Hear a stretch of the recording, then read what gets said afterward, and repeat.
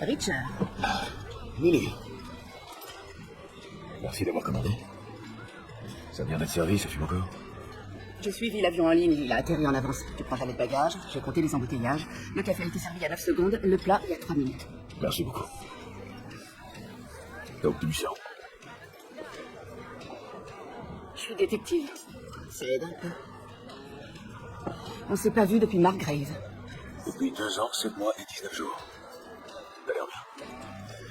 J'ai rien changé. T'avais l'air bien il y a 2 ans, 7 mois et 19 jours.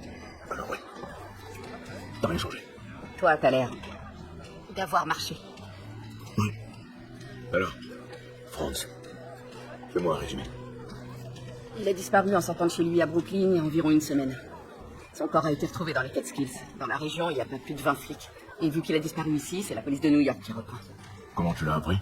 C'est Angela qui m'a appelé. Sa femme. Franz était marié? Ouais. C'était super. Plein de champagne. Il a un fils aussi. D'accord. La vie continue même quand t'es sur les routes.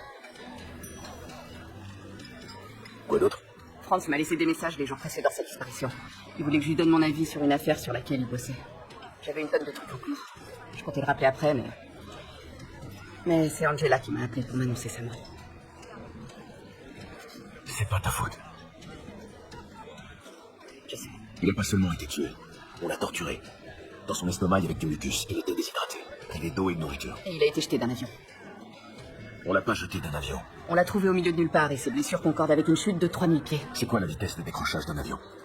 120 km/h, 150 maximum. Ça l'aurait éjecté à l'horizontale dans le sillage de l'avion. Il aurait rebondi sur l'aile ou la dérive et aurait eu des blessures périmortelles qu'il n'avait pas. C'est d'un hélicoptère qu'on l'a jeté. Et les fractures aux jambes, c'est pas dû à la chute. Parce que... Regarde sa biochimie. Le taux de CRP, c'est un marqueur d'inflammation. Il est beaucoup trop élevé pour que ce soit dû uniquement à la chute. Les fractures dataient de plusieurs jours.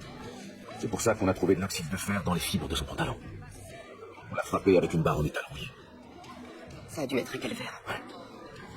On l'a torturé par vengeance ou pour avoir des infos. Après quoi, on l'a balancé d'un hélicoptère pour éviter la balistique. Ce sont des collégiens qui ont trouvé le corps. Ils faisaient une rando hors piste. Sans eux, on l'aurait probablement jamais retrouvé. Alors, comment on procède?